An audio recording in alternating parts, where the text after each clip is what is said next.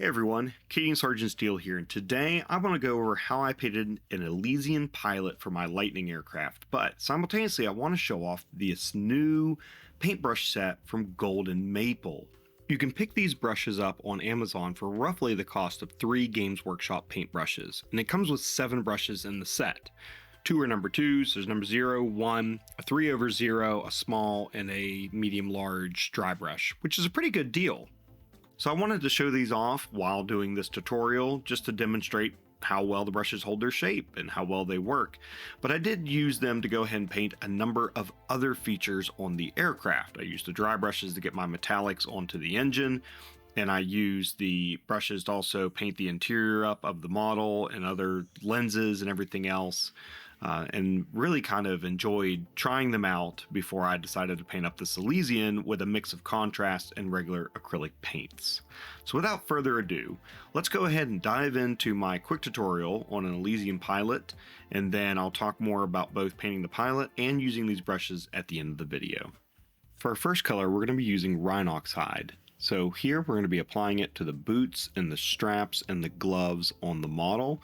Don't forget about the chin strap that goes underneath the helmet as well, and the straps that run around the flight jacket. So go around, neatly fill those in, and then we'll move on to our next color.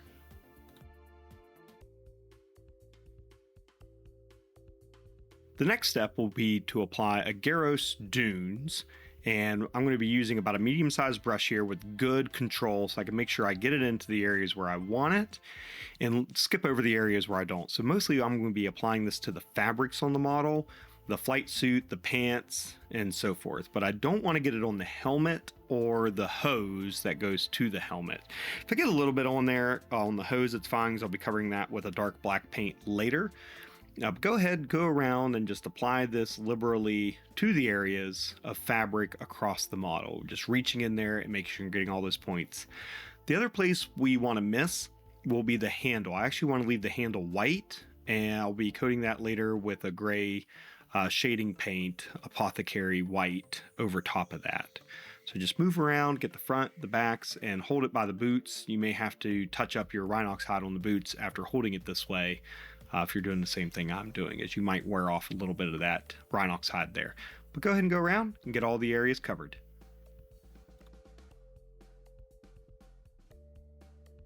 For our next step, we're going to be applying Creed Camo. So it's another contrast paint. Get a nice small brush and get some onto your wet palette and then onto your brush if you want to. And the reason we want to use a wet palette is to control how much is on the brush. Or you can actually kind of use the top of the paint pot there to get some out of your bristles in case you've put too much paint into your wells. Then we want to go and start applying it to the helmet. So here we want to go all the way around. You want to get the face mask, you want to get the helmet. You could try to skip over the Aquila that's on the helmet as well. I'm going to go ahead and paint that in. One of the parts you do want to leave white is going to be the visor. We're going to come in later and paint that with a red color. So go ahead and go around, get your helmet nice and green, and let that settle in there to create your shades and your highlights as well.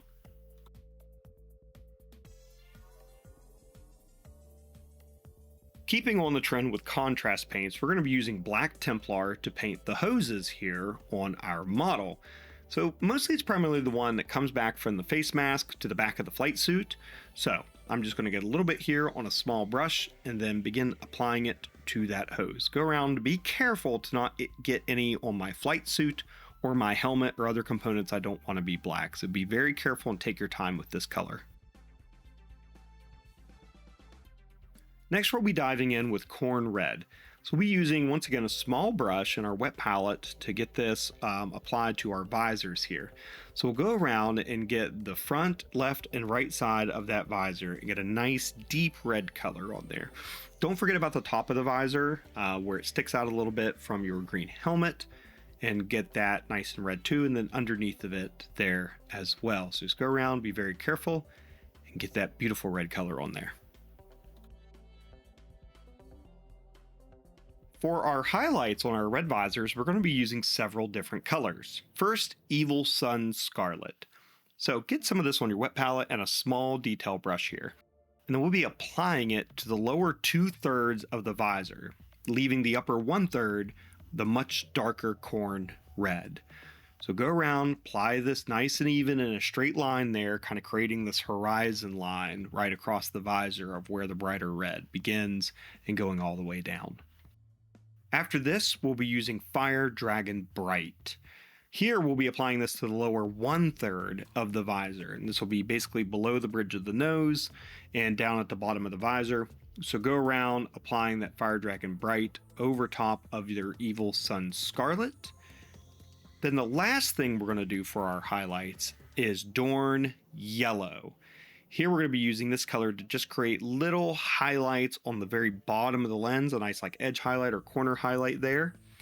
And then we'll also apply it to the top very corner of the left and right side of the lenses to almost create this shine to help it seem like a reflective surface with light bouncing off of it.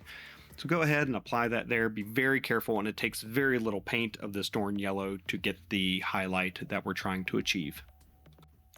Next, we're going to be using Corax White to highlight our Aquila on top of our helmet. So once again, this is a pretty good paint. It's not very translucent, so one coat should do the trick even. Go ahead and get some on your wet palette and use a small detail brush, and very carefully, we're going to go over the Aquila there on our helmet in order to get that nice white that we want there. Now, if you've accidentally gotten any paint on the handle, the flight stick there, go ahead and touch that up as well to get that cleaned up.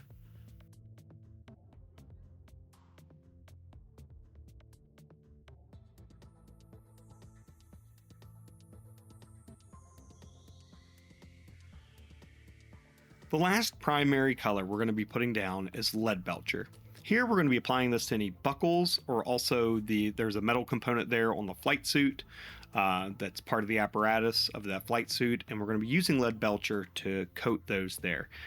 Once again, get a nice detail brush, go in and reach for those components without trying to get any of the Leadbelcher on your fabrics or your leathers or your armor that you've already painted over. So neatness and patience is key here to make sure that we don't have to go back over top of anything. If you do accidentally cover up anything, you'll need to cover it with Corax White again, and then probably go back to the contrast paints that we've used in order to fix that little area. We'll go ahead and go around and get your Leadbelcher put in place. For the leather highlights, we're going to use Deathclaw and Scrag Brown. Scrag Brown will be the first highlight over the leather here, and apply that over the raised edges of the leather, or even creating texture where needed. Get the length of the fingers and the knuckles and so forth on the gloves and the boots, and try to get a little bit on the straps, especially on the raised area of those straps. Then come in with Deathclaw Brown to get the knuckles or the very fine or edge highlights of the leather. It's a very typical process I've covered in some of my other videos as well, including the Death Corps of Krieg and the Cadian Infantry. So go check those out if you need any further details on my approach to doing leather highlights with these colors. Now, I didn't capture the last few steps. I finished up this model and I wasn't quite happy with the highlights or how some of the details came out. So looking at that, I decided to do two things. One, I highlighted the Creed camo with Straken green. So I just did a nice edge highlight around it, and I think that really helped it pop and gave it nice neat edges the way I wanted. The second thing I did is I used Ushabti bone over top of the flight suit fabric, and I think that tan really helped to highlight that better and create the contrast I actually wanted out of it.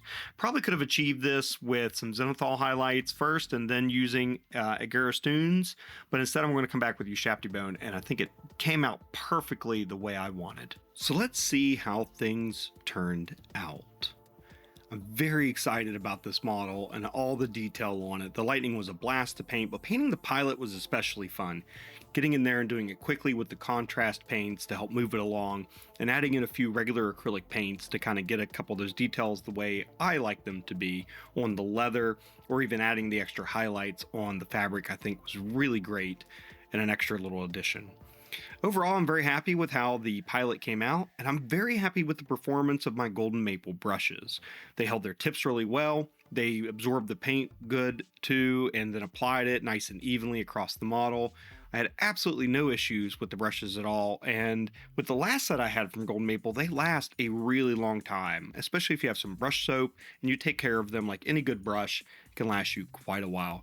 So I do highly recommend these. And if you want to get a set of these brushes yourselves, you can get it in the link down below for 15% off from now to the end of February 2025 on these brushes, and I do highly recommend them. I hope you've enjoyed the tutorial on the Elysian Pilot. I think if I ever get my hands on any Elysian models, this might be the way I paint like a whole squad of these, if I'm ever fortunate enough to get some. Definitely something I'm looking forward to hoping to have the opportunity to do in the future.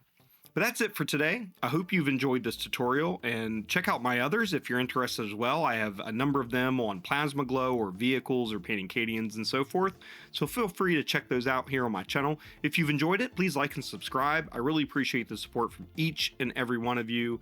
It really means a lot. It really does mean a lot when you like and subscribe and support my channel in that way. I'm here for the community and I'm here to support you all, and I appreciate everything that you all do, the comments, the likes, the shares, all of it. It means a lot to give back to the community in this way. So I really appreciate that. And I hope it's a small thing that I can do for you all. If you need a new set of brushes or you're interested in these, enjoy the discount in the link below. I really appreciate that as well. So as always, have fun wargaming. And remember, Cadia stands, even with a little help from the Elysians.